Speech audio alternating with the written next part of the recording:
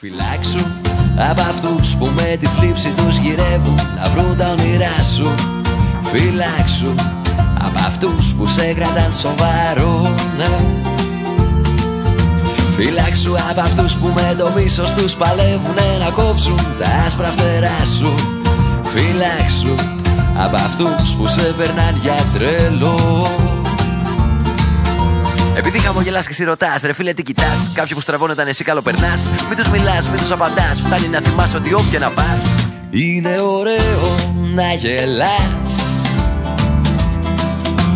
Ακόμα κι όταν είσαι ένα στάδιο πριν την τρέλα, ακόμα κι όταν χάσεις ό,τι έχεις, χαμογέλα, γιατί είναι ωραίο να γελάς. Ω ναι, αυτή ήταν η μοναδική βασική αρχή του φτερωτού μας φίλου και έχει ένα μεγάλο σχέδιο για να τη μεταδώσει και στους υπόλοιπους ανθρώπους.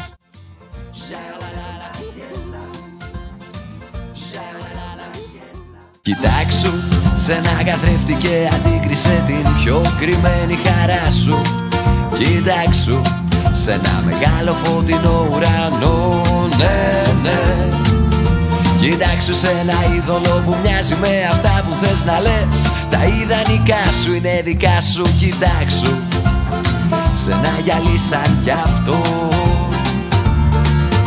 που μοιάζει βουρανό κοντά μα πας. Και όταν το κοιτάς λιγάκι πιο προσεκτικά εκεί αναζητάς την μυρωδιά, την γλύκα της χαράς, την ομορφιά της γελασμένης σου καρδιάς. Είναι ωραίο να γελάς. Ακόμα κι όταν γίνεις παρελθόν για μια κοπέλα, ακόμα κι όταν χάσεις κάθε ελπίδα, χαμογέλα, γιατί είναι ωραίο να γελάς. Όσο για το μικρό τσαλαπετινό, αυτό δεν το ξαναείδα ποτέ. Έμαθα όμως πως η ζωή δεν είναι εκεί που βαντάμε, είναι ένας μπλε κόσμος. Οι εμπειρίες μας, τα σύννεφά του κι εμείς, μικρά πουλιά με νοφία που πετάμε ανάμεσά τους. Κι αν κάπου η ζωή σου κάνει κάμια γκέλα, μη δίνει σημασία, απλά χαμογέλα, γιατί είναι ωραίο να γελάς.